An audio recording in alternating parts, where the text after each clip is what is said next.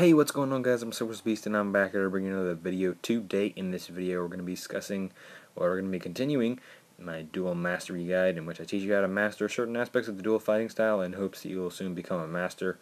Well, at least help you a little bit. That's the goal, to help people. But in this episode, we're going to be talking about parry breaks. I've already covered dodge breaks, dodging, and super attacks. And parry breaks are very similar to super attacks, so this might be a shorter episode. But yeah, so I got a lot more topics to cover in this series, so get ready and we're going to get started.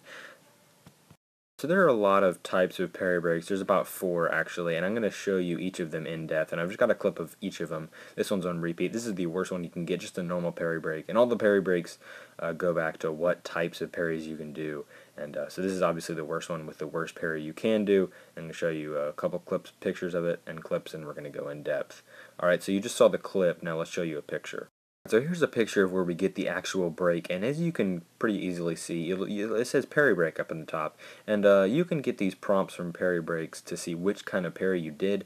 If you get a great parry break, it'll say great parry break. Perfect parry break, it'll say perfect parry break, and if you get a tap battle, it'll say something else. It'll just say tap. So yeah, you can see parry break up at the top, and that means you got the worst parry break you can get. So congratulations. Alright, and here's the second type of parry break you can get, that being the great parry break, and this one's just a little bit better than the other one, than the normal parry break. You can get a few more hits on this one. You can do 2 combo hits, or 2 normal hits, 4 combo hits, and then 1 ultra hit, and that's just a basic time frame, so you don't get your hit blocked, which is bad. So let's go a little bit in depth with a picture, just showing you some stuff. Alright, and here you can see a picture from this clip, and easily you can see up in the top, right under the pause button, you can see the great parry break indicator. I mean, it's just like the other indicator. You'll see great, and if you see great, I mean, that's a pretty good parry break. I mean, well done. I mean, I don't advise getting parry breaks, but if you do, I mean, great parry breaks are the one that you're going to get the most, unless you're like a super awesome parrier that only gets perfect parries. But otherwise, great parry breaks are going to be the most common ones, so just look out for those.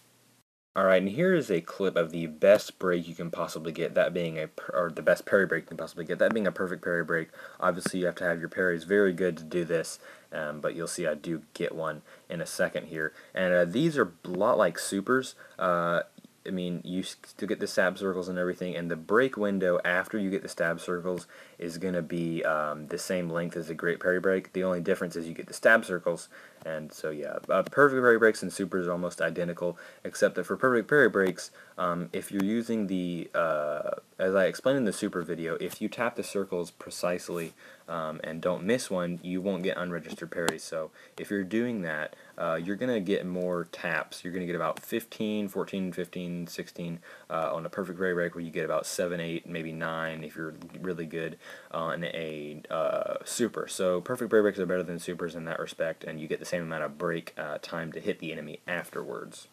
Alright, so as you can see, right after we get the actual parry break, you'll see the prompt up in the up top, right under the pause button. You'll see the perfect parry break prompt, and that just lets you know that you got a perfect parry break and you got the stab circles coming.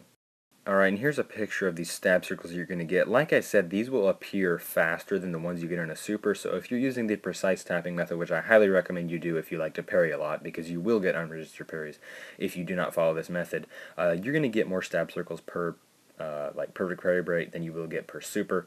You get about double, or maybe a little less than double, but you'll get a lot more when you get a perfect parry break as opposed to a super. And so yeah, you just get these stab circles. Alright, and this is the last little shot I'm going to show you from this parry break. I'm just trying to go more in depth on the perfect parry break, because it's the most complex one, and it's the best one that you can get, so I just want to make sure you guys know how to use it properly. And right after you get the stab session, obviously you're going to get this break window, and the break window is identical, that you get after the stab session is identical to the one that you get in a great parry break, so that's pretty straightforward. Alright, and here's the last type of parry break you can get, that being what am I saying, a tap battle. And basically for a tap battle, you'll just find yourself, I mean, as far as I know, they're random, but you'll find yourself in a battle to tap, and you have to tap really fast, or not really fast, but you have to tap relatively fast against the enemy to deflect their blow, and then you'll get the break length that's identical to that as a great parry break. I mean, great parry breaks are basically the reference point for how long most breaks are. I mean, super breaks are, and perfect parry breaks are, and tap battle breaks are. So tap battle break is basically identical to a great parry break, you just have to fight a little more for that break. Alright, so as you can see, if you do get in a tap battle, you'll get this little prompt that says tap, your enemies and your swords will be clashing. And you just gotta tap pretty fast and you'll get out of the actual tap break. And then, like I said, you'll get a break that is equal to a great parry break. So yeah, that's pretty simple. So yeah, tap battles are pretty simple. They're pretty easy as well, so in Infinity Blade 2 they're pretty easy. But yeah, so. Alright, so let's do a quick recap. Normal parry breaks, they're not going to get you much time at all, only a 3-second break window, and you're not going to get many hits in that, so those are bad. Great parry breaks, those are going to get you about I think it's 6 seconds, I'm not really sure, but I do know that you can get 2 normal hits, 4 combos, and 1 ultra hit in a great parry break. Perfect parry breaks, a lot like supers, except you're going to get more stab circles if you use the precision stab circle method, which you should, and and then you get a great parry break right after using those stab circles. And in tap battles, you just got to tap, and then you get a great parry break.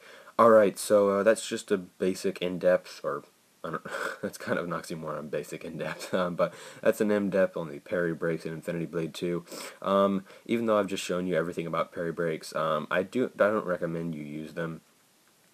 Dodge breaks are going to give you much longer hit windows, and combos actually matter in dodge breaks because it's hit bound instead of time bound. So I do recommend doing dodge breaks. You can still parry because, like I said in my dodge breaks video, you can get perfect parries and they'll add to your dodge break window. But yeah, so parry breaks aren't that good. I recommend you get dodge breaks. So yeah.